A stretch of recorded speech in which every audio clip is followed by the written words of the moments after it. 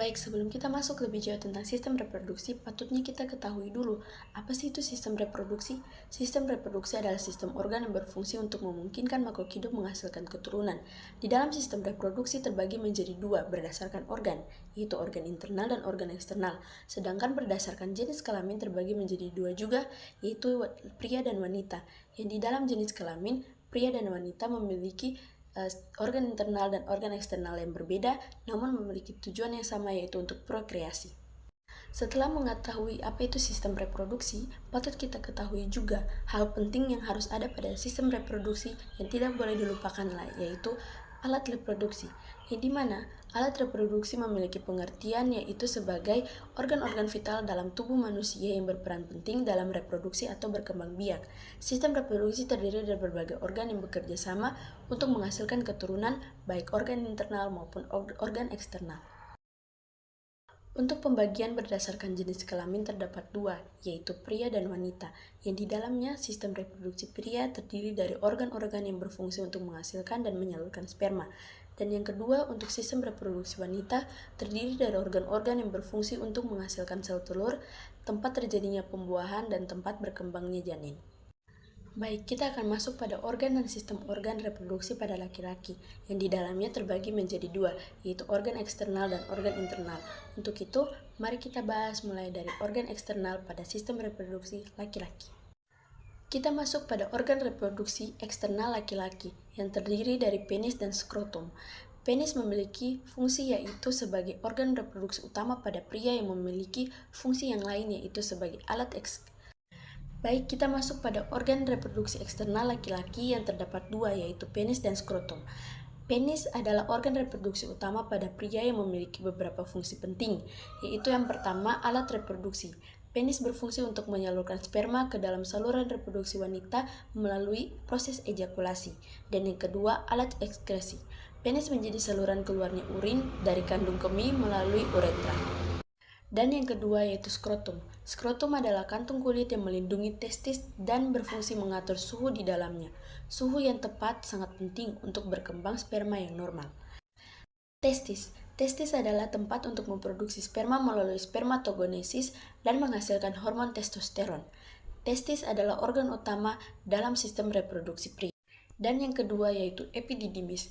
Epididymis adalah tempat sperma mengalami pematangan dan penyimpanan sementara sebelum ejakulasi. Epididymis adalah tabung yang terhubung ke setiap testis. Yang ketiga yaitu vas deferens, yang biasa juga disebut sebagai ductus deferens, yang memiliki fungsi untuk mengangkut sperma yang sudah matang dari epididymis tadi ke ductus ejakulasi selama ejakulasi. Ini adalah tabung berotot yang menghubungkan epididymis ke uretra. Keempat yaitu vesicula seminalis, yang memiliki fungsi untuk menghasilkan cairan kaya fruktosa yang memberikan nutrisi bagi sperma dan menjadi kontributor utama volume semen. Yang kelima yaitu kelenjar prostat, yang memiliki fungsi untuk menambahkan enzim dan asam sistrat ke semen, menjaga fluiditasnya, dan mendukung viabilitas sperma. Kelenjar ini menghasilkan cairan alkalin yang meningkatkan motilitas sperma. Dan yang keenam yaitu kelenjar bulboreta atau Cooper. Fungsinya sendiri untuk menghasilkan lendir bening yang melumasi uretra dan menetralkan keasaman sisa dari urin. Kelenjar ini mengekskresikan cairan alkalin yang melawan asam di uretra pria dan vagina wanita. Setelah dari tadi kita telah menyebutkan uretra, kita masuk pada fungsinya, yaitu saluran yang membawa urin dan semen keluar dari tubuh. Uretra berfungsi sebagai saluran untuk eliminasi urin dari kandung kemih untuk cairan reproduksi selama proses seksual. Setelah tadi telah dipaparkan terkait dengan organ eksternal dan organ internal dan sistem reproduksi pada laki-laki, kita akan masuk pada gangguan reproduksi pada laki-laki, beserta dengan cara mengatasi dan cara mengobatinya. Yang pertama yaitu fimosis. Fimosis adalah kondisi di mana kuluk melekat pada kepala penis dan sulit untuk ditarik. Untuk cara mengatasinya sendiri adalah pemberian obat-obatan atau sunat atau yang sering disebut sirkumsisi. Kita masuk pada gangguan yang kedua yaitu infertilasi, yaitu ketidakmampuan untuk menghasilkan kehamilan setelah 1 tahun berhubungan seksual tanpa kontrasepsi. Untuk cara mengatasinya sendiri yaitu penanganan meliputi perubahan gaya hidup yang mungkin saja masih kurang atau jauh dari kata sehat. Dan yang kedua untuk pengobatan hormonal atau teknologi reproduksi berbantu atau biasa disebut dengan ART. Yang ketiga yaitu priapismus, yaitu ekskresi berkepanjangan atau lebih dari 4 jam tanpa rangsangan seksual. Untuk cara mengatasinya yaitu penanganan medis segera diperlukan untuk mencegah kerusakan permanen pada jaringan penis. Dan yang terakhir untuk beberapa gangguan pada sistem reproduksi laki-laki yaitu aspermia, yaitu kondisi ketika pria tidak dapat mengeluarkan air mani saat ejakulasi. Untuk cara mengatasinya sendiri yaitu dengan mengonsumsi obat-obatan, kedua melakukan teknologi reproduksi berbantu atau ART, dan yang ketiga bahkan jika sudah masuk pada tahap yang berlebihan maka akan dilakukan tindakan operasi. Demikian pemaparan terkait dengan organ apa saja yang ada pada sistem organ reproduksi laki-laki, baik internal maupun eksternal, beserta dengan beberapa gangguan yang ada pada sistem organ reproduksi laki-laki atau pada organ reproduksi laki-laki, beserta dengan beberapa cara mengatasinya. Setelah tadi pada sistem reproduksi laki-laki, kita akan masuk pada sistem reproduksi wanita. Sistem reproduksi wanita sama seperti pengertiannya untuk keseluruhan, yaitu sebagai sistem organ yang kompleks yang memungkinkan terjadinya reproduksi, kehamilan, dan persalinan. Sistem ini terdiri dari organ internal dan eksternal juga yang bekerja sama untuk menjalankan fungsi-fungsi tersebut. Kita masuk pada organ reproduksi eksternal pada wanita atau sering disebut sebagai vulva. Yang pertama terdapat mons pubis, yaitu bantalan lemak yang melindungi tulang kemaluan. Dan yang kedua yaitu labia mayora atau sering disebut bibir besar, yang dimana itu adalah 2 lipatan kulit luar yang melindungi organ reproduksi lainnya. Ketika ada labia mayora atau bibir besar, tentu saja juga ada labia minora, yaitu bibir kecil yang memiliki fungsi sebagai 2 lipatan kulit dalam yang lebih kecil yang terletak di dalam labia mayora. Keempat yaitu klitoris. Klitoris adalah organ yang kecil yang sangat sensitif terhadap rangsangan seksual. Dan yang kelima yaitu vestibulum. Vestibulum adalah area di antara labia minora yang mengandung muara uretra atau saluran kencing dan vagina. Dan yang terakhir yaitu kelenjar Bartholin, yaitu untuk menghasilkan cairan peluma saat kita melakukan hubungan seksual. Kita masuk pada organ reproduksi eksternal pada wanita atau sering disebut sebagai vulva. Yang pertama terdapat mons pubis, yaitu bantalan lemak yang melindungi tulang kemaluan. Dan yang kedua yaitu labia mayora atau sering disebut bibir besar, yang dimana itu adalah 2 lipatan kulit luar yang melindungi organ reproduksi lainnya. Ketika ada labia mayora atau bibir besar, tentu saja juga ada labia minora, yaitu bibir kecil yang memiliki fungsi sebagai 2 lipatan kulit dalam yang lebih kecil yang terletak di dalam labia mayora. Keempat yaitu klitoris. Klitoris adalah organ yang kecil yang sangat sensitif terhadap rangsangan seksual. Dan yang kelima yaitu vestibulum. Vestibulum adalah area di antara labia minora yang mengandung muara uretra atau saluran kencing dan vagina. Dan yang terakhir yaitu kelenjar Bartholin, yaitu untuk menghasilkan cairan peluma saat kita melakukan hubungan seksual. Melalui organ reproduksi eksternal pada wanita atau sering disebut vulva, kita akan masuk pada organ reproduksi internal pada wanita. Pada organ internal wanita ini, yang pertama terdapat ovarium atau sering disebut indung telur, yang memiliki fungsi untuk menghasilkan sel telur dan hormon wanita estrogen dan progesteron. Untuk prosesnya sendiri atau biasa disebut oogenesis adalah pematangan sel telur. Ini terjadi di ovarium. Setiap bulan satu sel telur akan matang dan dilepaskan dari ovarium dalam proses yang disebut ovulasi. Kita masuk yang kedua yaitu tuba Fallopi atau sering disebut saluran telur.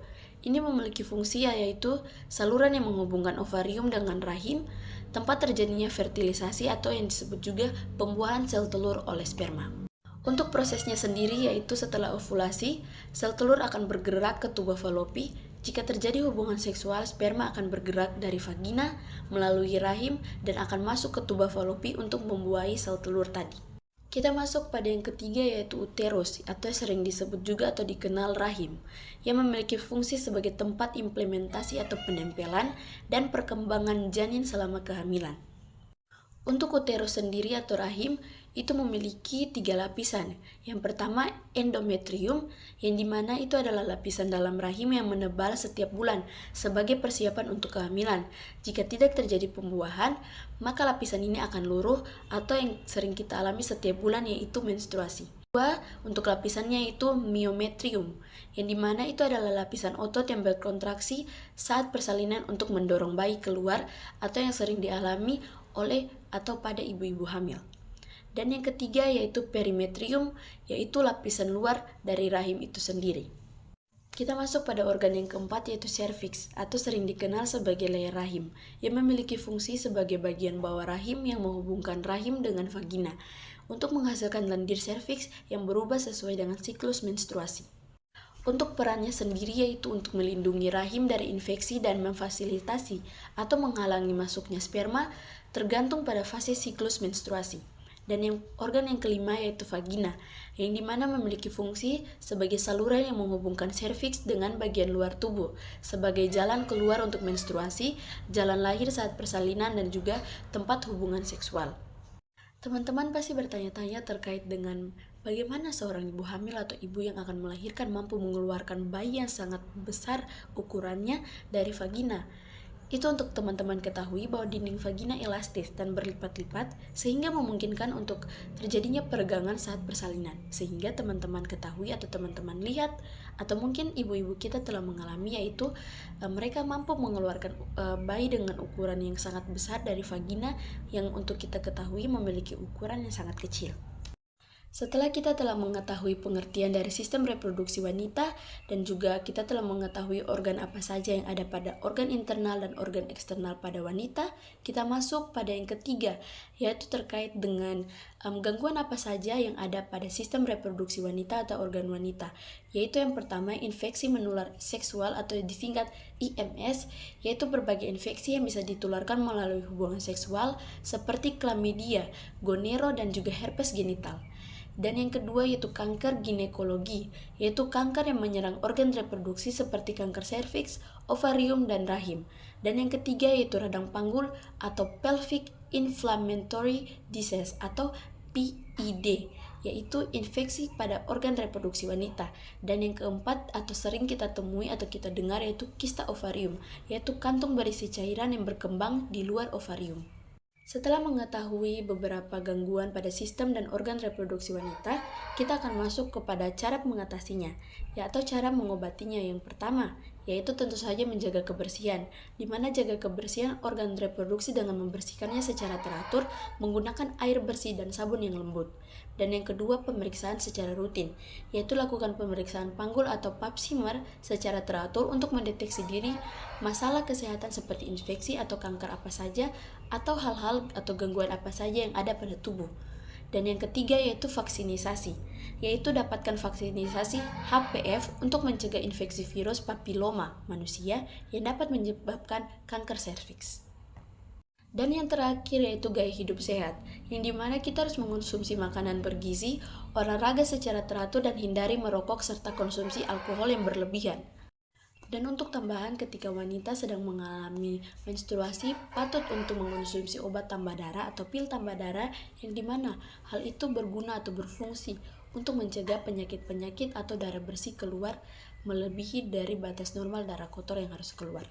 Setelah pemaparan terkait dengan pengertian sistem reproduksi, pengertian alat reproduksi, dan organ-organ apa saja yang ada pada organ internal dan eksternal, baik pada pria maupun wanita, dan juga beberapa gangguan pada sistem reproduksi dan cara mengatasinya, untuk kesimpulannya sendiri adalah ketika kita manusia telah dikaruniakan dengan tubuh yang memiliki organ dan sistem organ yang sangat kompleks, untuk itu kita harus menjaga dan merawatnya agar organ dan sistem organ tersebut tetap berjalan sesuai dengan apa atau sesuai dengan jalur yang dikehendaki.